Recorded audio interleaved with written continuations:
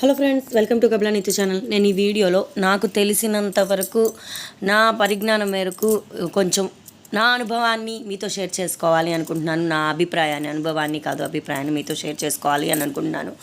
మొత్తం పూర్తి వీడియో విన్న తర్వాత మీకు ఏమనిపించిందో కమెంట్ బాక్స్లో కమెంట్ చేయండి. నచ్చితే మాత్రం లైక్ చేయడం మర్చిపోకండి. ప్రజెంట్ హాట్ టాపిక్గా మారింది మన కల్కి మూవీ, ప్రభాస్ నటించిన కల్కి మూవీ. అసలు ఈ కల్కి మూవీ చూస్తున్నప్పుడు నేను కూడా అసలు కల్కి మూవీ చాలా బాగుందంట అసలు అని చెప్పి చాలా ఎంతూజియాస్టిక్గా వెళ్ళాను. కానీ మూవీ చూసిన తర్వాత లాస్ట్కి ఏం జరుగుతుంది అన్న క్యూరియాసిటీతో చూసానేమో, హై ఎక్స్పెక్టేషన్తో చూసానేమో. ప్లస్ ఇది 3Dలో కానీ అలా చూడాల్సింది, మేము 3D కాకుండా నార్మల్గా చూసాము. దానివల్ల ఎఫెక్టో ఏమో కానీ లాస్ట్కి అయితే నాకు తలకాయ నొప్పి వచ్చిందండి. ఆ తలకాయ నొప్పి రావడానికి కారణమైతే తర్వాత నేను అనలైజ్ చేసుకుంటే వచ్చింది. దానిలో ఫ్యూచర్లో మన పరిస్థితి ఎలా ఉండబోతుంది అనేది చాలా ఘోరంగా చూపించారు. అసలు ఎంత ఘోరంగా చూపించారు అంటే, ఒక యాపిల్ కోసం ఏ పనైనా చేయడానికి సిద్ధపడడం అనమాట. ఒక అమ్మాయిని ఒక యాపిల్ కోసం ఆ యాపిల్ కొనుక్కోవడానికి డబ్బుల కోసం కూడా అమ్మేసే స్థితికి మనం ఫ్యూచర్లో వెళ్తాము అన్నట్టుగా చూపించారు. ఏంటి మరి ఇంత ఘోరంగా చూపించారు నాగశ్విన్ గారు అని అనిపించింది. మళ్ళీ ఇంకొక సినిమా గుర్తొచ్చింది ఈ సినిమా చూస్తున్నప్పుడు. అది యశోద మూవీ. మీకు సమంత గారిది గుర్తుందా? దానిలో పిల్లల్ని IVF ద్వారా పిల్లల్ని కనడానికి తల్లుల్ని రెడీ చేసి పూర్తిగా ఆ బిడ్డని కనకముందే ఆ లోపల గర్భస్థ శిశువుని చంపేసి ల్యాబ్లో ఆ శిశువుని పరిరక్షించి దాని ద్వారా బ్యూటీ ప్రోడక్ట్స్ తయారు చేస్తారనమాట. సేమ్ అదే సినిమా గుర్తొచ్చిందండి త్రూ అవుట్ ఈ కల్కి సినిమా చూస్తున్నప్పుడు. అప్పుడు కొంచెం గుర్తొచ్చిన, ఇంటికి వచ్చినాక ఇంకా యశోదానే ఇంకా బెటర్గా ఉంది కదా అని అనిపించింది.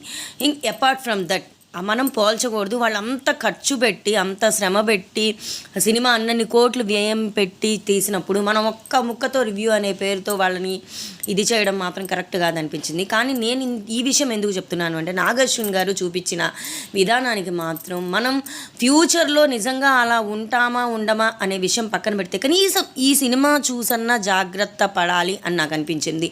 మనం ప్రకృతిని ఎక్కువగా పాడు చేయకుండా, వీలైనంత వరకు ఎక్కువగా చెట్లని, ఈ టెక్నాలజీ పేరుతో ఈ రేడియేషన్ని ఎక్కువ చేయకుండా పాత పద్ధతుల్లో లాగా కొంచెం ఆస్వాదిస్తూ తినడం, అందరూ కలిసి మాట్లాడుకుంటూ తినడం, ఈ టీవీలకి అతుక్కుపోయి, ఫోన్లకి అతుక్కుపోయి ఏం తింటున్నామో తెలియకుండా ఎంత పడితే అంత తినేయడం, ఇలాంటివన్నీ పక్కన పెట్టేసి ఇప్పుడైనా ఈ సినిమా చూసైనా నాగశ్విన్ గారు ఇన్ని అసలు ఇంత బాగా తీశాడని పొగుడుతున్నారు. అసలు ఈ సినిమాలో అంతా నాకు ఇది టెక్నాలజీ కనపడింది కానీ అసలు ఏమన్నా కంటెంట్ ఉందా అని నాకు అనిపించింది. తర్వాత ఆలోచిస్తే ఈయన ఇలా తీయడం వల్లే కదా మన ఫ్యూచర్ ఇంత ఘోరంగా ఉంటుందా అనే ఒక థాట్ వచ్చి నేను ఒక చిన్న మెసేజ్ అయితే ఇవ్వగలను.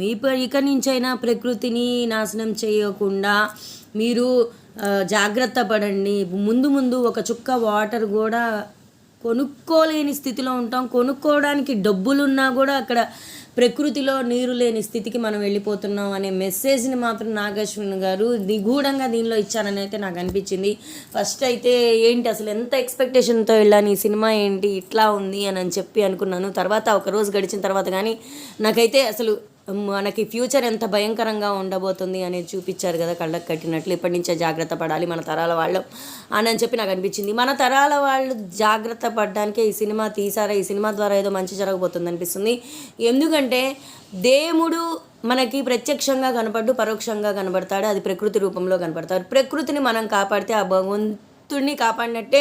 ఆ భగవంతుడు మనకి ప్రకృతి రూపంలో అందుబాటులో ఉన్నాడు అనేది నేను ఎందుకంటే మనకి ప్రత్యక్ష దైవాలు సూర్యుడు, చంద్రుడు కాబట్టి అది ప్రకృతితో సంబంధించిన దైవ సంభూతాలే కాబట్టి ప్రకృతిని నమ్మి మనం ప్రకృతిని కాపాడుకుంటే ఏ దైవం అవసరం ఉండదు. ప్రకృతే దైవం, దైవమే ప్రకృతి అని చెప్తూ ఈ వీడియో మీద మీ అభిప్రాయం తప్పకుండా షేర్ చేయండి. Thank you.